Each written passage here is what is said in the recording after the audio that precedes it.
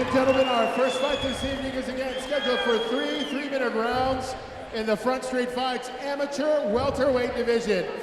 Introducing first, fighting out of the blue corner to my left, making his MMA debut tonight, standing in at 5 feet 9 inches tall, weighing in at 165.5 pounds, fighting out of Las Vegas, Nevada, representing Extreme Couture, please welcome Cat Pantea. His opponent this evening, fighting out of the red corner, also making his MMA debut, standing in at an even 6 feet, weighing in at 165.6 pounds, fighting out of Twin Falls, Idaho, proudly representing family boxing and fitness, please welcome Cesar Cervantes. Our referee when the action begins, Nasty Nate Decker. As you can hear, the hometown crowd, well, not really hometown, the Twin Falls crowd has traveled away to Boise tonight to cheer on Cesar Cervantes. And as Nate Decker makes sure the cage is closed, he gives the signal, and Front Street Vibes 25 is underway. There you go. There you go. Some wild fists for Cervantes there. It looks like Pantea going for the takedown. Cervantes able to back up to the cage to negate that. Big takedown there. Pantea looked prepared for his boxing by throwing the head kick and the leg kick early on. I don't know that he expected the takedown. Now, Vince, you can see both fighters moving around a lot right now. You think that's a little bit of nerves doing it for the first time and like exuding a lot of energy as another takedown is performed. What's the key right now for both of these guys to set? Oh, we're going for a choke in the back. Excellent back position. Both these guys are dry too. It's going to be hard for him to slip and move. Look into the body triangle. It's beautiful. Yeah, it's immediately about who's going to be able to weather this kind of storm and stay calm. Somebody might be able to pull out a finish here. It's from what it looks like. Still maintaining on the back.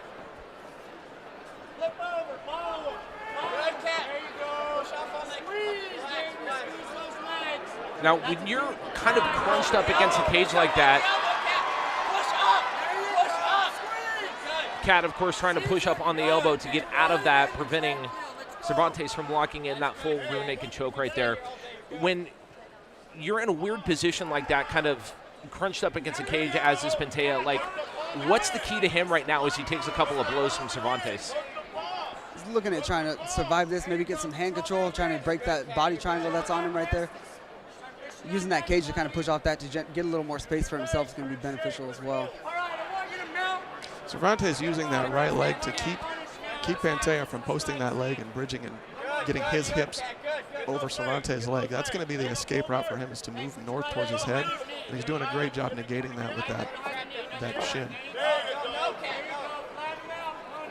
Pantea got the back position. Oh! Some wild kicks, some wild punches. We've got a timeout here. One of those kicks might have It was been a head kick, I believe. I get a warning. Don't know that Cervantes was all the way up So, in position. explain to those who just saw what happened. What did we just witness? Why did the ref stop the fight there for a minute? So there's a potential foul there because Cervantes was not all the way back up. If he's in a three-point position, he's down on a knee or two, you cannot receive head kicks. It's going to be a foul to the striking opponent.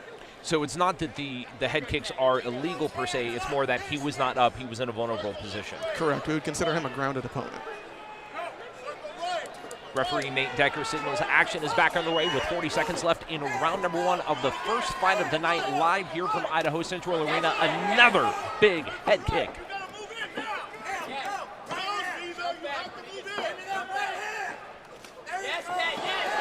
Flurry of fists coming, another attempted head kick. Beautiful combo by Pantea. So we're coming up with 15 seconds left here in this first fight between Cat Pantea and Cesar Cervantes. Both men seem to have settled down just a little bit. Of course, the brief period there as the timekeeper signals 10 seconds left.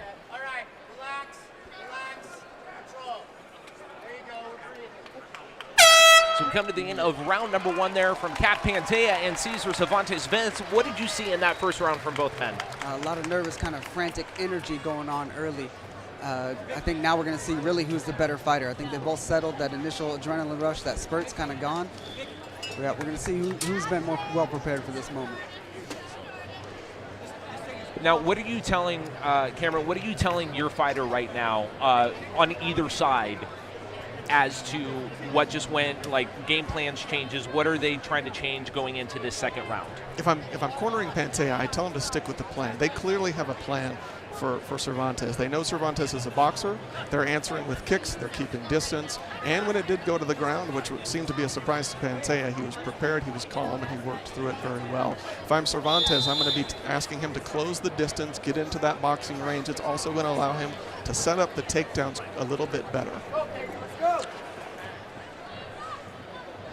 As both corners exit the cage, referee Nate Decker making sure we're good to go back for this second of 3 scheduled rounds between Cat Pantea and Cesar Cervantes.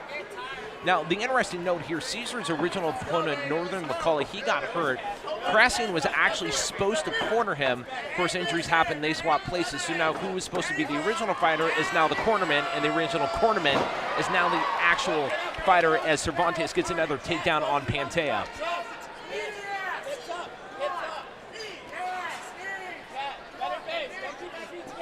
This is good for Cervantes here. It's showing he's not just a boxer. He's got some other tools in his game, and he's willing to go to these places. Is that something maybe you want to change as a fighter? You showed a little bit of who you are in round 1. Do you have that in your bag to flip it up for round 2 and show something different? Should we go on to say a round 3, or you're able to change your fight game a little bit? This is MMA. It's going to be all about what we can try to expose, what we noticed in the previous rounds, and what we're seeing in that moment. And he's doing exactly the right thing. He's getting in better range. He's mixing in his takedowns a little more. Liking what I'm seeing from Cervantes. Cervantes able to get a couple lefts and rights in there. Pantea, with those long legs, is able to get a couple of kicks in there. So it'll be interesting to see as we continue on who's going to be able to really up and implement their game.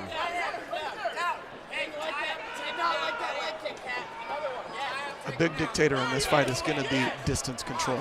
Punching distance and kicking distance is not always the same. It's usually a matter of a distance by maybe the length of your foot. And with Pantea keeping him at that range in the first round, he's going to want to do that again. Cervantes really needs to big right and left there coming from Cervantes. Good level change. Cervantes doing a really good job on the chase-up. We've lost a mouth guard there. But Cervantes doing a really good job of chasing his opponent as we get another stop in time from referee Nate Decker, allowing Cat Pantea to get the mouth guard back in. In the face, come on. In the face. We are back underway, just over a minute left in round number 2.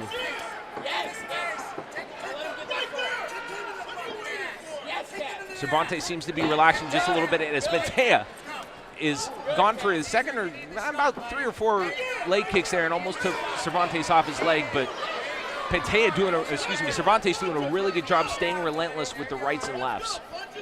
He's throwing a lot of good straight punches, keeping his distance, dictating the range real well. Those straight punches are what's got Pantea's nose all bloody right now as well.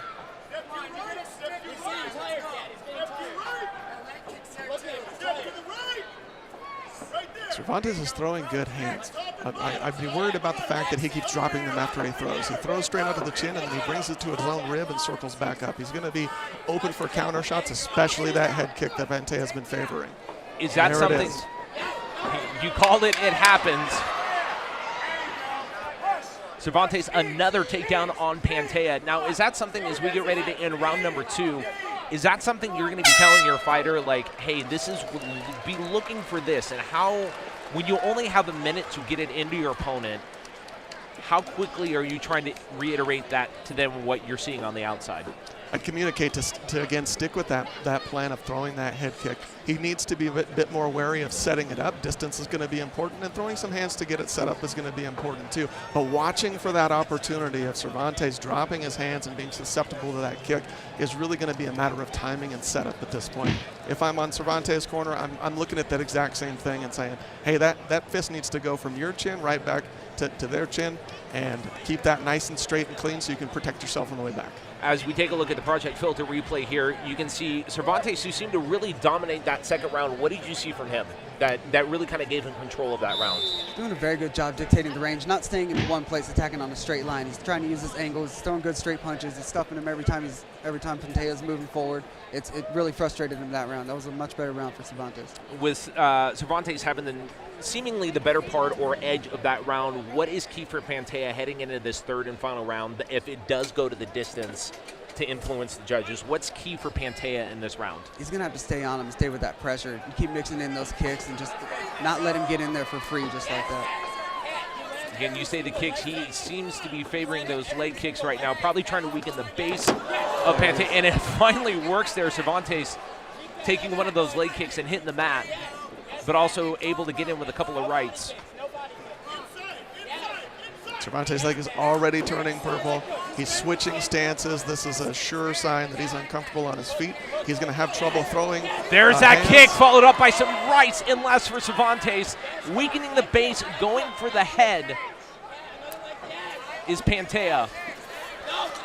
Pantea backed in the cage by Cervantes. Both men trading rights, both men trading lefts.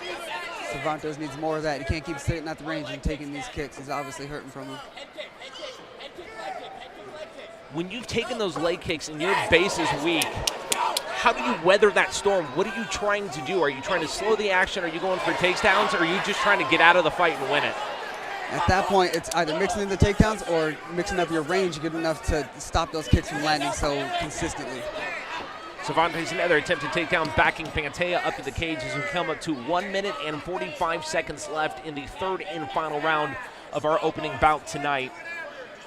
Probably good right now for Cervantes that he's able to kind of slow down this fury that Pantea's been throwing for about the last 90 seconds. Absolutely. He's really going back to the well for this takedown, but it's going to be very difficult at this point. He's breathing heavy, but most importantly, those leg kicks do so much damage to the thighs. You can't drive, you can't push, you can't do the takedowns the same way you normally would. And we see him unsuccessful at this point.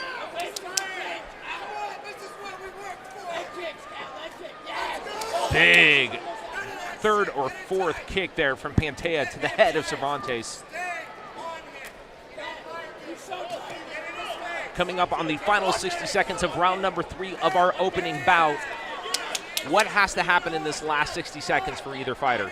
Somebody's really got to do something a little bit bigger right now. For Pantea, more of this is going to probably win him the round. He's doing a real good job keeping him in range with the kicks and landing good hard kicks. That head kick doesn't seem like it can miss. Cervantes needs to get him up against the cage, slow his roll, keep those kicks from coming so efficiently. There we go, just like that. Cervantes able to take down Pantea in this final 30 seconds. His hometown crowd of Twin Falls, who has traveled here tonight, definitely enjoyed that and will go a long way with the judges. As you know, a lot can happen in 20 seconds, but it appears we might be going the distance on our first fight here. So when you hear the clap that we're going to hear in a second for the last 10 seconds, do you feel like the fight in your mind as a fighter is over at this point? Or what are you doing in this last 10 seconds knowing like, I got to do something? With the fight this close, it's all about, you got to land something big. You got to make sure that not only your opponent knows, but the judges know that you were in this fight to the very end. And our first fight of the night between Cat Pantea and Cesar Cervantes goes the full 3 minutes as we will be going to the judges' scorecard. We will be having that come up to us here in just a few minutes. Cameron, what did you see from this last fight? What I really saw was excellent game plan and strategy by Pantea in his corner. They had a great plan coming in. They continued to make small adjustments, but stick with what was working: the footwork, the kicks, and being comfortable once it did go to the ground. For Cervantes, yeah, he has to be very proud of his hands. He weathered a lot of those kicks that he's definitely not used to. He ate a lot of those leg kicks, body kicks, head kicks, and stayed. As we go to the Project Filter replay, you can see some of the highlights from this third and final round. Vince, how did you see this fight shaking out in this final round? That was a great scrap. I think both guys knew that it was probably 1-1. It was close going into that last round. I think they both knew that they needed it, that they needed to fight hard. I think Cervantes showed up how tough he is in this too. That was great. All right, well, let's find out how the judges saw this one as we go inside the cage for the results with cage announcer Britt Talbert. Ladies and gentlemen, before we go into the judges' scorecards, both of these fighters made their MMA debut here for you tonight, and they put up a hell of a fight. How about a little noise right now for our first fight of the night? Your winner, by unanimous decision, fighting out of the red corner, Cesar Cervantes! All right, we got a correction there from cage announcer Britt Talbert. Cesar Cervantes, definitely the unanimous decision winner by 29-28 by all three judges. It's been a while since we've had MMA here. I apologize. Let's have a quick word here with the Idaho guy right here, Cesar Cervantes, ladies and gentlemen. You brought a lot of fans here tonight. How was your MMA debut? Oh, man. It was a dream come true, dude. Thank you. First, I'd like to thank my Lord and Savior, Jesus Christ.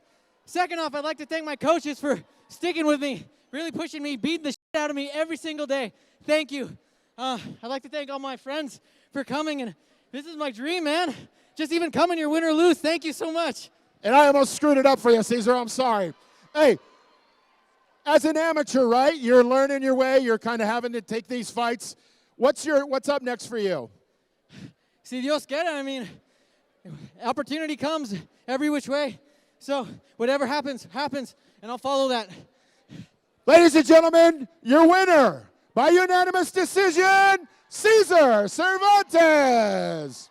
A big congratulations goes out to Cesar Cervantes picking up his MMA debut win tonight, so congratulations goes out to him.